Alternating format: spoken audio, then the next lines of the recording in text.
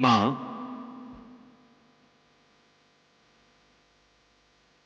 मैं इस संपूर्ण विश्व में व्याप्त हूं। मैं सर्वांतर्यामी हूं। ये जगत मुझ में समाया है और मैं इसमें। मेरा अवतार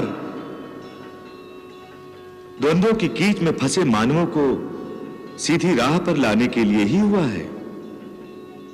आप मुझे अपने मोह के बंधन से मुक्त करके मुझे अपने कर्तव्य के मार्ग पर आगे बढ़ने दें, अन्यथा मेरा अवतार निष्फल हो जाएगा।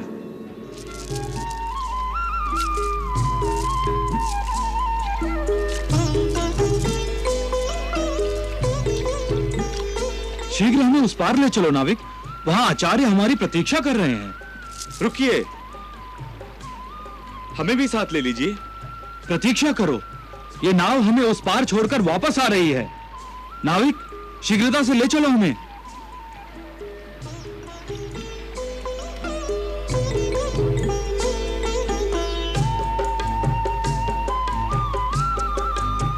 देखो बेचारा कैसी ललचाई हुई नजरों से देख रहा है हमें। सीता है, हवा में उड़कर नदी पार कर ले।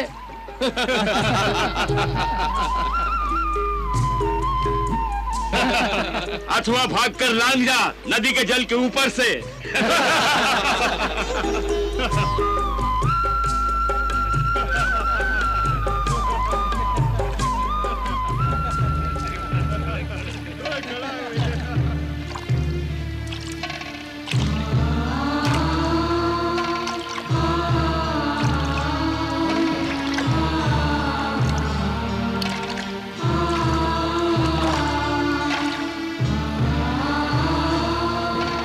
पानी भी चल रहा है।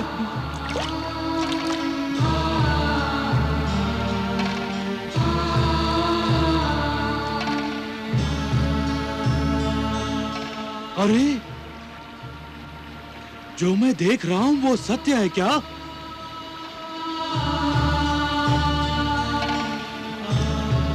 हाँ, वो तो पानी पर चल रहा है।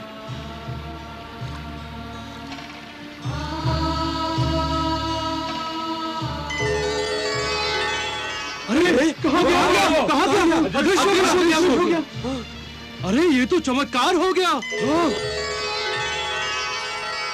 नारायण नारायण, बड़ा ही विचित्र प्राणी है ये मनुष्य भगवान। जीवन भर जिसकी खोज में लगा रहता है, जब वो परमेश्वर साक्षात सामने आ जाता है तो वो उसे परमेश्वर मानने को तत्पर नहीं। नारायण नारायण। कहां है राजा कृतवीर? अपने शयन कक्ष में। आप अंदर नहीं जा सकते।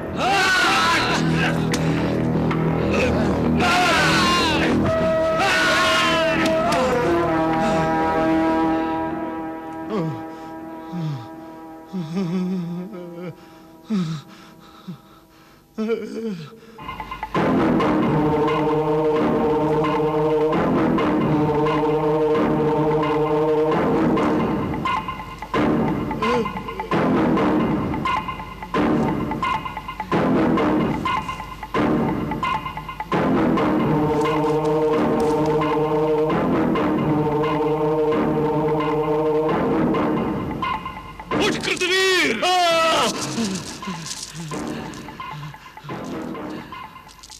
तुम क्या चाहते हो? मैं तुम्हारा वध करना चाहता हूँ। भूल गए महर्षि अत्रि का श्राप? मैं वो श्राप पूरा करने आया हूँ। अर्जुन! अर्जुन! अर्जुन!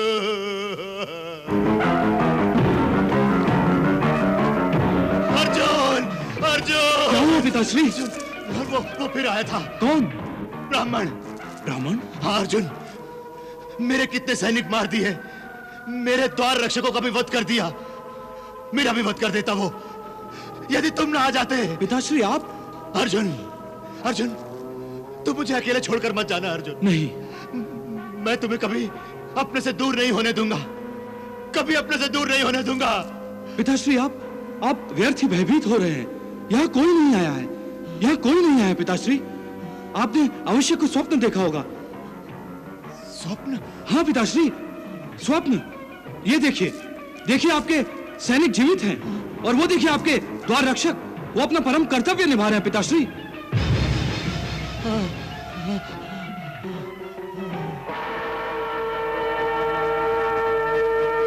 पिताश्री, यहाँ कोई नहीं मरा है, किसी का वध नहीं किया गया है पिताश्री।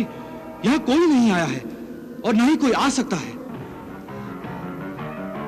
जब तक आपका यह पुत्र कार्तवीर्य अर्जुन जीवित है, साक्षात यमराज भी आपके प्राणों का शत्रु बनकर आ जाए तो मैं उसका भी मुंह मोड़ दूंगा पिताश्री। पिताश्री, मेरे होते हुए आपको भय करने की कोई आवश्यकता नहीं। इस जगत के किसी ब्राह्मण में इतनी शक्ति नहीं कि महाराज कृतवीर्य का कोई बाल भी बाका कर सके। पिताश्री, आप सो जाइए, मैं हूं आपके साथ। अर्जुन, मुझे छोड़ के मत जाना तुम। आइए आइए, आप विश्राम अर्जुन, मुझे कीजिए। छोड़ के मत जाना तुम। मुझे छोड़ के मत जाना अर्जुन। मैं हूं आपके साथ। छोड़ के मत जाना, मुझे छोड़ के मत जाना अर्जुन। सो जाइए।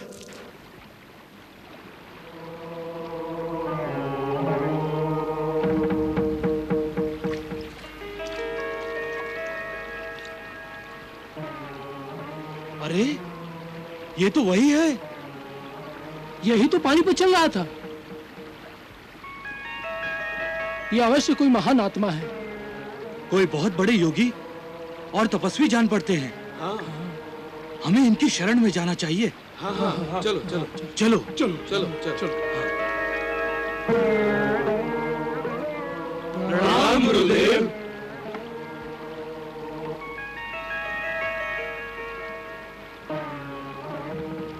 हमसे बहुत बड़ी भूल हो गई, हमें क्षमा कर दीजिए।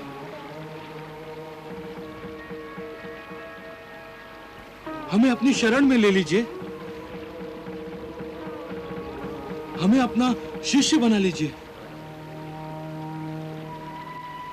आपका तेज बता रहा है आप में अवश्य परमेश्वर का अंश है। हम पर कृपा कीजिए।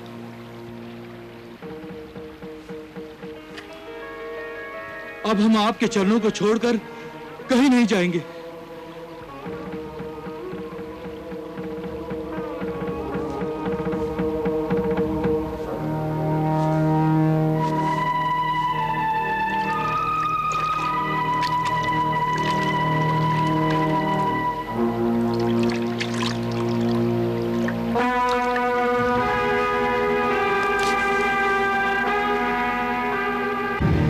नारायण नारायण। प्रभु, ये नदी में कूद जाने का तात्पर्य क्या हुआ? देवर्षि, दत्तात्रेय ऋषि कुमारों और मुनि कुमारों की अधूरी और कच्ची ज्ञान अवस्था जानते थे। उनमें ज्ञान प्राप्त करने की परम श्रद्धा और सत्य निष्ठा नहीं थी। वो बाह्य स्वरूप और सांसारिकता से ही व्यक्तियों को तोलते थे। अतः नदी में कूद जाने का अर्थ यह है कि दत्तात्रेय उनका गुरुत्व स्वीकार नहीं करना चाहते थे। वे उनसे दूर जाना चाहते थे और संसारियों के हाथ नहीं आना चाहते थे। प्रभु, तो क्या वो ऋषि कुमार और मुनि कुमार भगवान दत्तात्रेय को छोड़कर चले जाएंगे? देखते जाइए देवर्षि, अभी तो देवी लक्ष्मी भी कुछ लीला दिखाएंगी। अच्छा अच्छा अच्छा। देवी लक्ष्मी, आपका प्रादुर्भाव लीलाएं दिखाने के लिए हुआ है। ब्रह्माणी के रूप में आप ब्रह्मा जी की रचना का कार्य पूर्ण करती हैं। रुद्राणी के रूप में आप शिव जी की लीलाओं का संपादन करती हैं। इस समय दत्तात्रेय मेरा अवतार है और आपका आह्वान कर रहा है। क्या आप उसका साथ नहीं देंगी? हाँ माता, मेरा मन भी तनिक लालची और लोलुप हो गया है। कुछ और लीलाएं देखना चाहता है आपकी माता।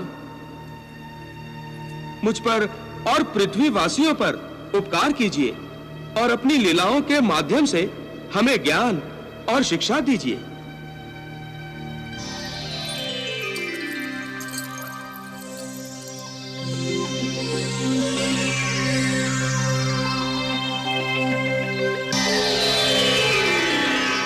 नारायण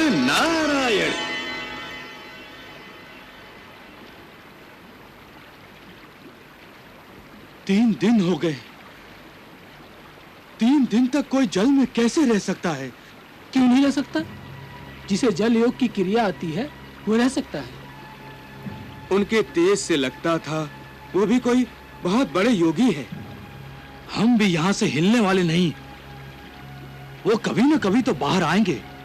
हम उन्हें अपना गुरुदेव बनाकर ही रहेंगे। नारायण नारायण।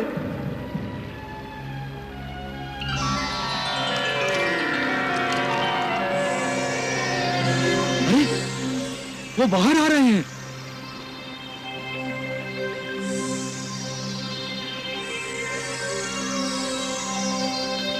लगता है उन्होंने समाधि छोड़ दी। अब माता लक्ष्मी भी कुछ लीला करने वाली है। जय हो माता, जय हो। गुरुदेव, आप इस प्रकार हमें छोड़कर जल में क्यों चले गए थे? और ये देवी कौन है? और आप जैसे योगी के साथ क्या कर रही हैं?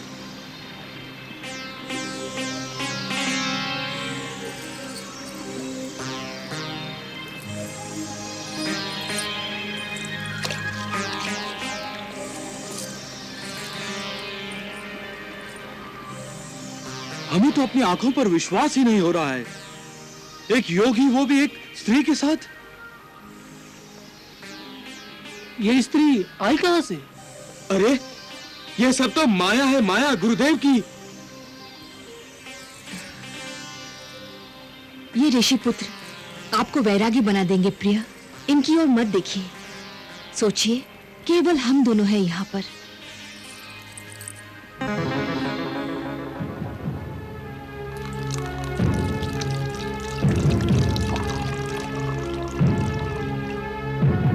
लीजिए प्रिया, मदिरा पीजिए।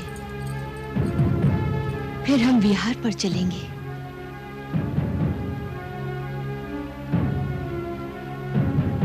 नहीं योगेश्वर, इस पात्र को फेंक दीजिए। ये योगियों को योग से भ्रष्ट कर देता है। इस मायावनी का साथ छोड़ दीजिए। ये आपको नर्क के द्वार पर पहुंचा देगी।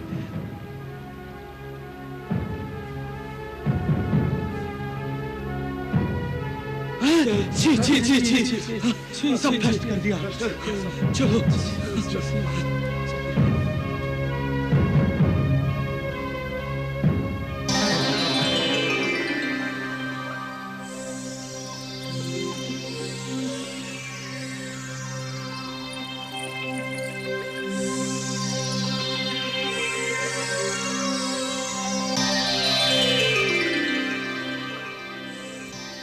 देवी महालक्ष्मी, आप आ गई?